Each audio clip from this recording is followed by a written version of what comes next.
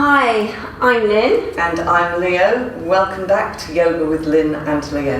And we're on day 2 of energizing the body for change of season. So hopefully you're on your mat, starting in Adho Svanasana. So again, as we did yesterday, or if you practice day 1, then coming to this position with the hands and the knees on the floor, ready to go up into your Adho Svanasana. So tuck your toes under and lift up. So press firmly down into your palms, lift up through the center of the body, lift the lower abdomen, soft inhalation, soft exhalation. So go and keep on extending all the way through the body. And as we spoke about in day 1, you have to see that you initiate that strength from the arms, extending all the way through to the buttocks. And then the creases, the front thighs extending back, energize those creases so that you feed the back of the thigh. So now remember that the back of the thigh needs to be open, the back of the knees need to be open, but also the sole of the foot needs to lengthen. So go and see that the front thigh meets the back thigh and lengthen so much through the sole of the foot.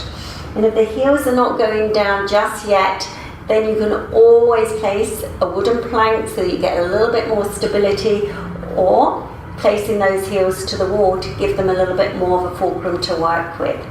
Okay, coming into Uttanasana. So coming into Uttanasana, and as we were explaining on day 1, if the hamstrings are really tight, then it's not a disease, it's just stiffness. So put your hands onto your shins if that's the case, and come up into this position and just work on the pulling up of the knees, the thighs, and extending through the center of the body. If you can take your hands down to the floor, then keep that lift through the legs as we explained yesterday, and now take those hands beside your outer foot bones. And as you can see here, we've still got these feet a little apart in Uttanasana, so it's a wider leg Uttanasana action.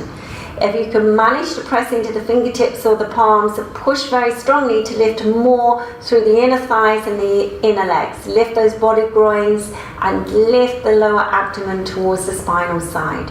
And remember that rocking action, just a little rock with the body to encourage those hamstrings to lift up and over the buttock. So be in that position. Soft inhale, soft exhale. And then stabilize the action. Soft inhalation, soft exhalation. Now we come for Utkatasana, so bring those feet together.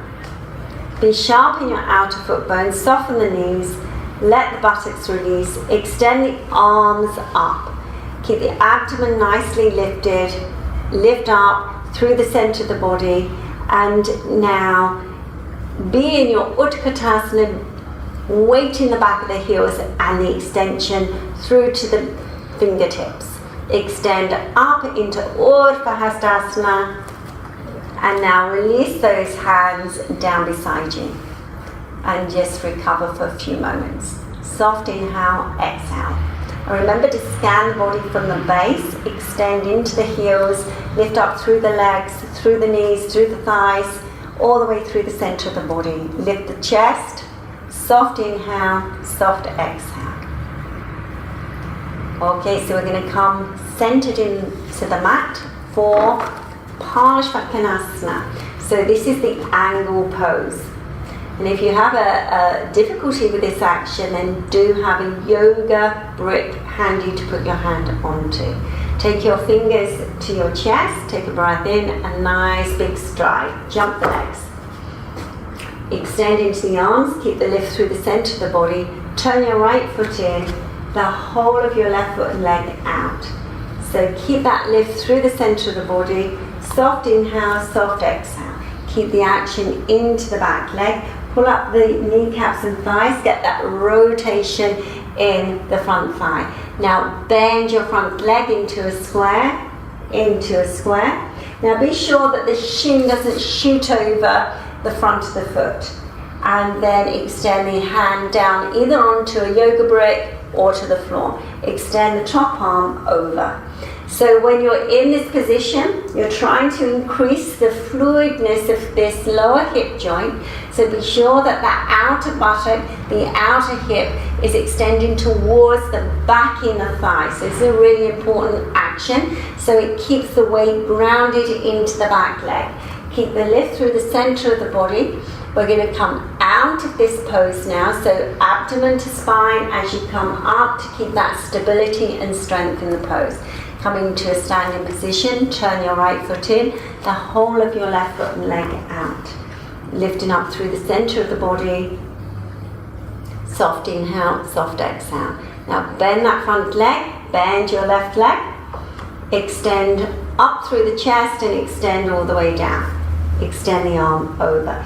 So it becomes eventually, once you learn the pose, more of a fluid action. We don't tend to stop at Virabhadrasana 2 unless we're coming into a teaching point. So see that you work towards that fluid action, and again, in this pose is really helping those hips, but also be aware of your breath. So as you're extending into the fingers, soft abdomen, soft inhalation, soft exhalation.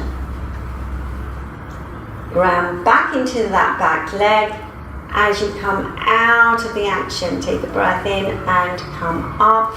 Turn the feet to face forward. Bring those legs together, jump them together, and stand in Tadasana. Roll your shoulders back and down. So as some of you may know that we are on the hospital run here, so that's why you hear those sirens. So it's the ambulance is running up and down the road. Take a few deeper, longer inhalations. Soft breath. So we come for the Parivrtta action. So of Parsvakonasana. So see that you are in the center of your mat. And again, if you need your yoga brick for this, then do have one handy. Okay, jump those legs wide apart. Extend the arms out, lift up through the center of the body. Now to be grounded in those legs at this point, go and see that you're pulling up with the skin fibers, but the bones are grounding you down. Now you're going to turn the feet well, so you've got to turn that back foot in really well and turn the whole of your front leg and foot out. Now we do come for Virabhadrasana 2 action to start with, so make that square. And now remember the Parivrtta Utkatasana, we're going to try to keep those hips nice and level and work on this action so that you keep turning the waist, keep turning the waist, keep turning the waist. Do not drop this back hip, it's really important. So just rest in this position where you put your wrist onto that front thigh. You're going to make as much space as possible there. So this hip must try to have that stability rather than dropping down. And then see if you can progress to taking that left hand to the outer side of the foot. And then hand on the back of the sacral area. And from here, pushing into your back leg and keeping the length through the center of the body. See, it's quite a difficult pose, really strong on balance. Roll the shoulder back and down, and then see, can you take the arm up and over the ear? Still maintaining that action and direction of the foot. So the foot will lift as the groins start to extend, then the foot will go down, but it's the body groins that holds it back a little bit. So this takes time for many people to actually get that foot down to the floor. Then lift the abdomen. It's a strong action to come out of the pose. Push into the back leg as you come up and out of the action. Turning the feet to face forward and then turning your back foot in and the whole of your front foot and leg out. And remember, because you're getting this rotation on this thigh, this back foot needs to turn in really well. Coming to your Virabhadrasana 2 action and then start to turn the whole of the waist. You can hook this arm, but remember, see that this outer hip does not drop. This is one of the difficulties. When it drops, then the groin drops and you've got no chance of keeping that direction in that back heel. So you have to see that this hip remains stable. Taking that right hand down to the floor, rotating the shoulder, pushing back into your back leg, Soft inhale, soft exhale. We want to see that you're moving that outer thigh back, outer thigh back. Roll your shoulder back and down. Soft inhalation, exhalation. Now taking the arm up and over the ear and breathe. So go and see that you're keeping this action, lifting that outer hip, the right outer hip strongly. Take a few breaths if you're able to, and then coming up out of the action. See, it's quite a challenging pose for balance, and coming up with the feet together, jumping those legs into Tadasana. So come from your Tadasana, just recover for a few moments. Take the weight right back into the pelvis and lift up. And just soften those facial features. So not closing the eyes, but just letting the eyes draw back. So the focus is on the breath. The focus is on the breath. The focus is feeling the ground, being steady in your legs, being long in your trunk. So we're going to come for the groundwork now. We're coming for one twisting action, which is Marichyasana 1. Now, we do have in our syllabus Marichyasana 1 as a forward bend or twisting action. So we're coming into the twisting action. So come from a really good Dandasana. So sitting in Dandasana and lifting up, chest up nicely. So you're going to bend your left leg first. Holding onto the shin and maintaining the length through the side waist. Lifting up and now extending your left arm up, reaching up. Now what's really important is that you get that length through the side waist, but also you rotate the skin fibers on the upper arm so that you bring those ribs round, ready for that Marichyasana action. So hook the arm, and remember the inner thigh, the outer arm press together and lift up, chest up. So go on lifting up through the center of the body, go on turning, go on turning. Keep the straight leg absolutely straight and just be there for a few moments, a few breaths, inhalation, exhalation. And now releasing, straightening your legs, sitting Dandasana. Extending the heels away from you, bringing your toes towards you. Roll your shoulders back and down. Now lifting your right leg.